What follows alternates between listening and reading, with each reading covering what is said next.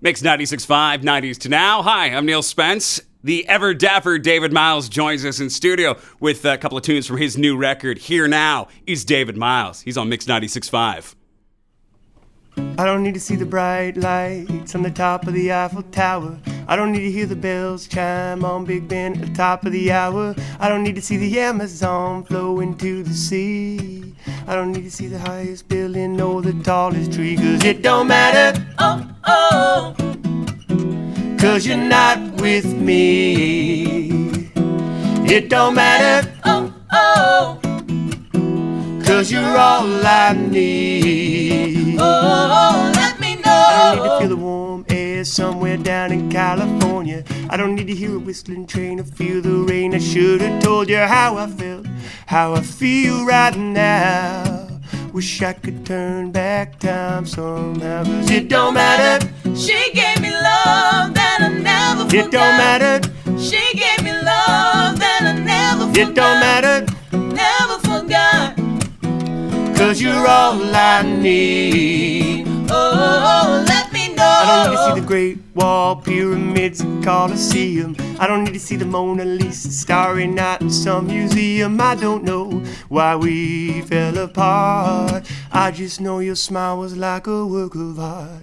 Now I'm wishing we would kiss instead of listing all these places that I'm never gonna see until you're here with me.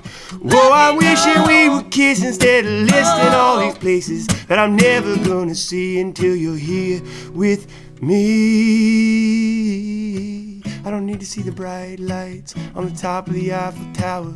I don't need to hear the bells chime on Big Ben at the top of the hour. I don't need to see the Amazon flow into the sea. I don't need to see the highest building or the tallest tree, 'cause it don't matter, Oh, 'cause you're not with me. It don't matter, oh, 'cause you're all I need. And everywhere I look, you're all I ever see. It don't matter, she gave me love that I never forgot. it don't matter, She gave me love that I never forgot. it don't matter, Can't stop. 'cause you're all I need. And everywhere I look, Oh, you're all I ever see. oh, let me know. Oh, oh, oh, oh, oh, oh, let me know.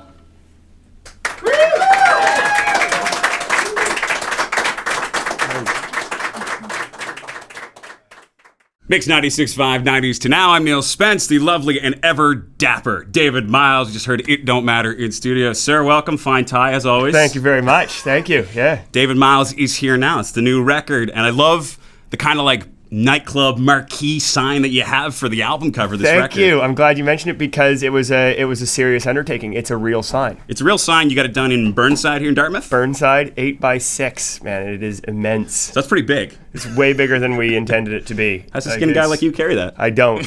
It got carried once. It's hilarious because the best part is that it was intended to be much smaller. It was like a Spinal Tap moment, I've been saying. You know, like a Spinal Tap when they get the 11-inch Stonehenge instead of the 11-foot Stonehenge. This was supposed to be like 2x3 and it's 6x8. So it's huge. I kind of was thinking it'd be a wicked stage prop, but now it's so big I can't really tour around with it. But it looks amazing. You'd squeeze it in the van tightly. Like Yeah, when you travel, do you go. have just a tiny little vehicle with you? You have a van? We keep it pretty small. Caravans the way we go. Yeah, it's because most of the time it's me, an acoustic guitar player, and an upright bass, and the upright bass folds, so it's like we can fit into a caravan kind of perfectly. I spend about half my year in a caravan, to be honest. I know everything about the. Is it cozy? Caravan. It's okay. Yeah, It's okay. Yeah, it's you need good. an upgrade, is what you're saying. Yeah, that's what I'm saying. Anybody want to give me a Toyota Sienna, I'm all over that. Oh, there you go. Right on. Sponsorship deal. So worked with Classified once again on this record. You guys have just had this magical partnership over the last couple of years. I know you met at a Music Nova Scotia conference a few years over like a late night game of ping pong or something like that. Yeah, that was it. That was exactly how it went down. It was late. It was probably 2 or 3 o'clock in the morning, and we just started talking about ping pong, 90s hip hop. our common loves, and then, Yeah, yeah. and then the bond was forged. It was amazing because, I mean, actually from that point on, he was like, "Why don't you come out to my studio?" He found out I played trumpet. He was like, "Why don't you come out to the studio and play some trumpet?" And I started by playing trumpet. I played trumpet on that "O Canada" track. Oh yeah. And then I think that was the first thing I recorded. And then he produced one of my songs. I sang on one of his songs. And then it's basically just been an ongoing collaboration ever since. It's been amazing. I was watching kind of your making of video for this Yeah. this new record and showing you two guys in studio. You're just there with your electric guitar, and Class is sitting there behind the computer working out the beats, kind of keeping it simplistic. So it's not like you bring a song and then he like crafts all the pieces around it. It's kind of a nice collaborative effort It's where you strangely bring it together. like a band. Yeah. It's strangely like a band. Like rather than him playing drums or keys or whatever, he's playing his MPC, like his little drum machine. And I play, and he sits there and goes, just presses these buttons and finds it. And it sounds so weird for like 12, 15 minutes. Like, honestly, I sit there and I'm like, what is this guy thinking? He's crazy.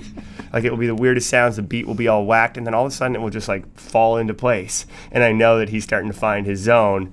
And I love that. I love that magic moment because he always goes in a direction that I wouldn't. If I directed everything, it would be, which I like doing sometimes, but with Class, that's the point of it, is that it's a collaborative thing. So I like to allow it to go where he kind of sees it. And we get to somewhere that kind of neither of us would get to on our own. Stylistically, you've always had different influences in your music, from like some roots, bluegrass, Yeah. folk, and jazz, and with Classified obviously getting a little bit more of the pop side. But this new record of yours kind of encompasses it all together. Yeah, that's it. That's totally it. I mean, there's tracks like Learning to Love, which is more of a I did it with Bria McKinnon, from Port Cities, who's a wicked singer. It's more of like a kind of straight ahead singer-songwriter type vibe. The drums are pretty minimal. And then there's tracks like It Don't Matter that are a bit more amped up. There's a track, Where Do I Belong, which is way more of like a hip-hop type vibe, but I'm playing trumpet on it. It was a really fun way to meld all these different styles. And we really, we went for it. We worked really hard on it. I'm super proud of it because of that, because we really explored all the avenues, you know what I mean? I really felt like I got to dig in and try a bunch of stuff, sing in ways I hadn't sung, played more trumpet than I usually do, and it found this kind of magic spot that, again, it was different than I would have done on my own, or Class would have done on his own, obviously, it was this, which is the magic of collaboration, is that you're better than what you would be on your own, and that was a cool. That's why we still work together. I talked to him yesterday. I talk to him every day, pretty much. Like he's one of my main creative partners, so it's cool. That seems like a partnership that's probably going to last for a few years to come, eh? I think even when I do my folk stuff, I get his opinion on stuff. Even when I'm doing my acoustic thing, he gets that. It's the same thing with the rap stuff, like his hardcore hip hop stuff. I play on some of it. I'm always out at the studio kind of going, oh yeah, what about this? When Rhea was making her record, I was around, you know what I mean? It's just, I like to be involved in the stuff he's working on, and I think vice versa. When I'm doing the other stuff, I always have him by. When I was making my Christmas record, he came by and would, put in his 2 cents of what he thought was working and what wasn't, and I think we just value each other's opinion, and also we're good friends. We're in the business together. We both have kids. We're in a same kind of spot in our career. We're away from, we travel a lot. We work really hard, and so it's nice to have someone in it, with you, so it's nice. Going back to the album cover in that kind of like nightclub marquee sign, that's kind of the feel of the record too. I feel like I'm in maybe this old R&B club at times like 50, 60 some years ago, and you see that kind of neon lit up sign, and I just feel like I'm going into like I'm so happy to hear the old that, back man. dive club I am that like so people are happy to hear that. not supposed to know about, kind of thing. Well, that's exactly what we were going for. It was exactly that. Like we thought how to make the artwork reflect the type of record that it is, and especially my own vibe, right? Like I often have kind of a throwback. I listen to a lot of music from the 50s and early 60s. I love early R&B. It's always been a big part of my music. So the sign kind of has that throwback. It looks like an old nightclub that, maybe Sam Cooke would have sung in, like some of my favorite singers.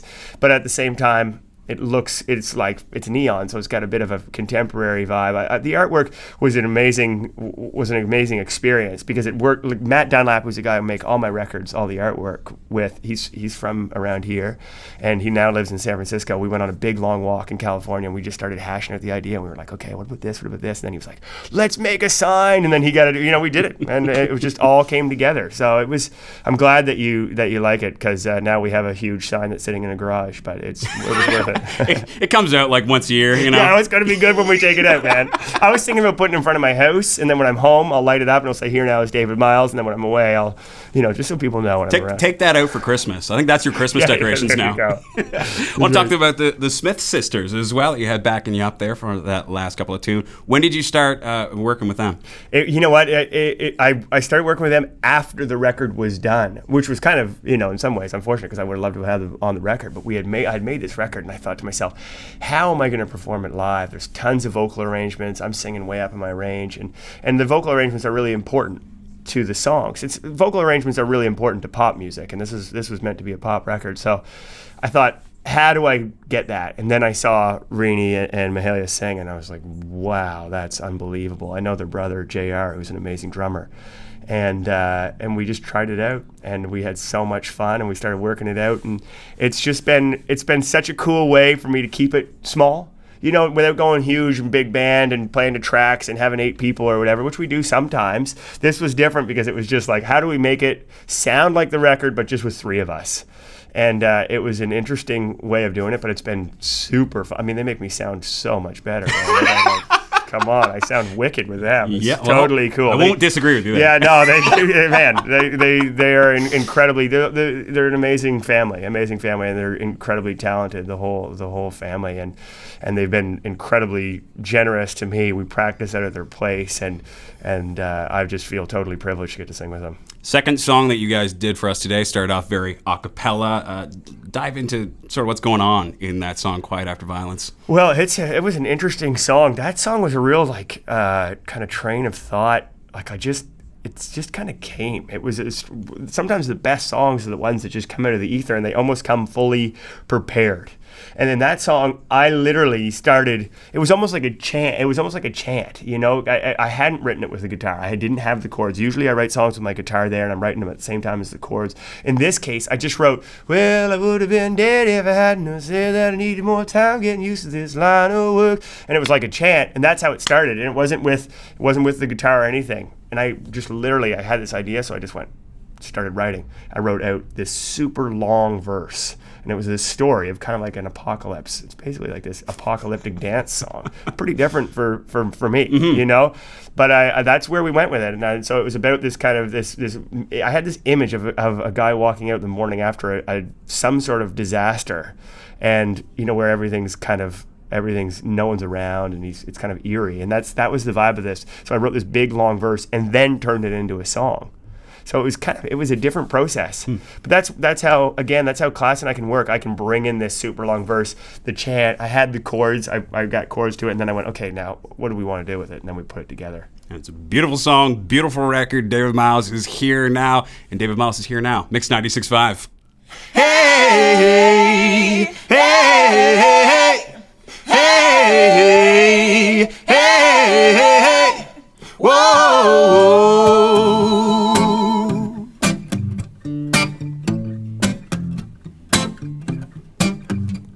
Well, I would have been dead if I hadn't said that I needed more time getting used to this line of work. I worked so hard, worked so hard, worked so hard. So I stayed there all night on Saturday. Would have been all alone home anyway. I was alright, till I woke up Sunday morning, no one driving, no one phoning me to tell me what was wrong, I knew something was wrong by the city's silence.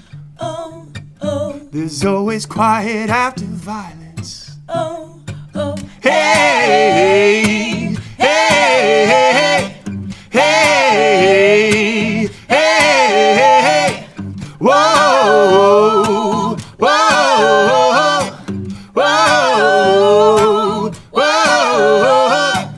I will admit I was scared. I wasn't fully prepared to see what lay around the corner. Didn't know if it was only a daydream or a nightmare. What I see when I went there, I didn't know till I woke up Sunday morning. No one driving, no one phoning. You could tell me what was wrong. I knew something was wrong by the city's silence. Oh, oh. There's always quiet after violence. Oh, oh. Hey, hey, hey.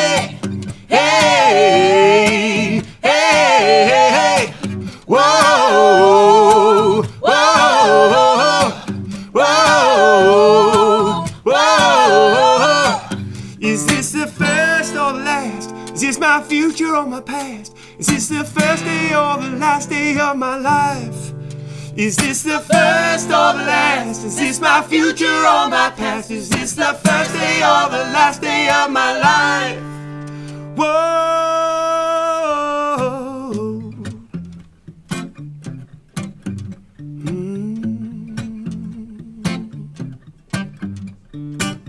Can you hear it? I can hear it. Can you hear it? I can hear it. Can you hear it? I can hear it. Can you hear it?